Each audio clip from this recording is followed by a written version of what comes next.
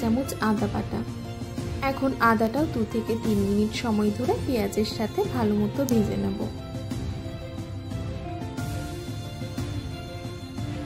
দিয়ে দিচ্ছি 1/4 চামচ মতো হলুদ গুঁড়ো আর 1 চামচ কাশ্মীরি রেড চিলি পাউডার। এরপর ভালোভাবে নাড়াচাড়া করে মিশিয়ে নেব। তারপর আমি জিরে গুঁড়ো আর ধনে গুঁড়োটা ব্যবহার করব। দিয়ে দিচ্ছি 1/2 চামচ মতো জিরে গুঁড়ো আর 1 চামচ ধনে গুঁড়ো, সাথে 1 চামচ মতো চিকেন মশলাও অ্যাড করে দিচ্ছি। এতে কিন্তু স্বাদটা অনেক বেশি ভালো আসে।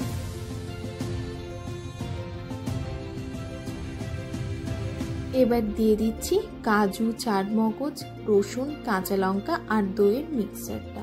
এই সময় গ্যাসের ফ্লেমটা একদম লোতে রেখে কন্টিনিউ এভাবে নাড়তে নাড়তে মেশাতে হবে, নইলে কিন্তু একটা হচ্ছে কাজু বাদাম দেওয়া আছে, কড়াইতে লেগে যাওয়ার একটা চান্স থাকে। আর যেহেতু দই দেওয়া আছে, তো দই কোনোভাবেই যাতে কেটে না যায়, সেই জন্য আমি গ্যাসের ফ্লেমটা একদম লোতে রেখেছি।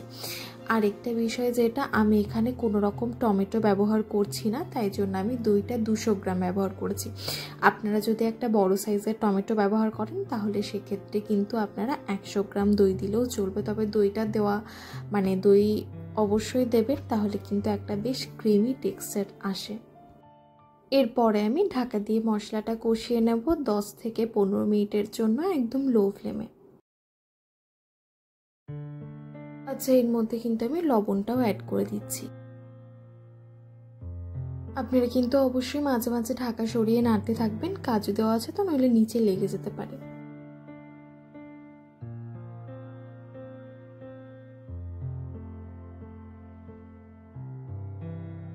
এবার চিকেনটা দিয়ে এখন 2 থেকে 3 মিনিট হাই হিটে ভালো মতো চিকেনটা কষিয়ে নেব।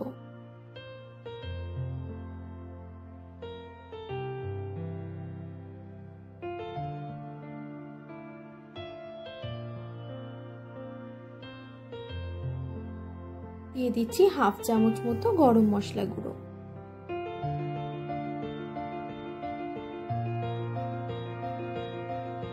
এবার দিয়ে দিচ্ছি চিকেনের স্টকটা।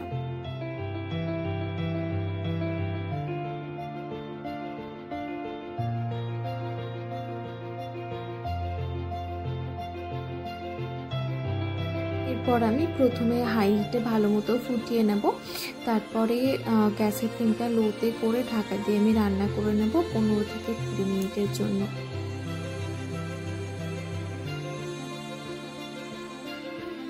গ্যাসের ফ্লেমটা এই সময় আমি একটু হাইতে রাখলাম, যতক্ষণ না একটা ঠিক কনসিস্টেন্সি চলে আসে ততক্ষণ অবধি।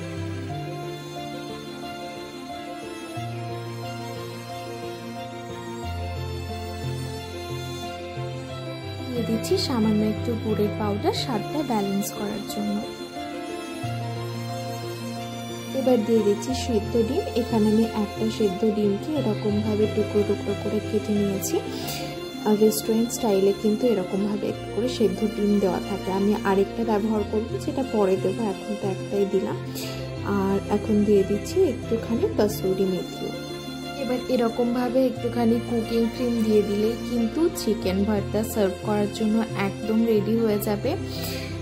রুটি, পরোটা কিংবা যে কোনো ফ্রাইড রাইসের সাথে কিন্তু দারুণ লাগে খেতে এই চিকেন ভর্তাটা। এরকমভাবে অবশ্যই একবার বাড়িতে বানিয়ে দেখবেন, আর কেমন লেগেছে আপনাদের সেটা কিন্তু অবশ্যই আমাকে কমেন্ট বক্সে জানাবেন। ভালো লেগে থাকলে ভিডিওটা একটা লাইক আর বন্ধুদের সাথেও শেয়ার করার অনুরোধ রইল। তাহলে আমারও দেখা হবে আর অন্য একটা ভিডিও নিয়ে। ধন্যবাদ, ভালো থাকবেন।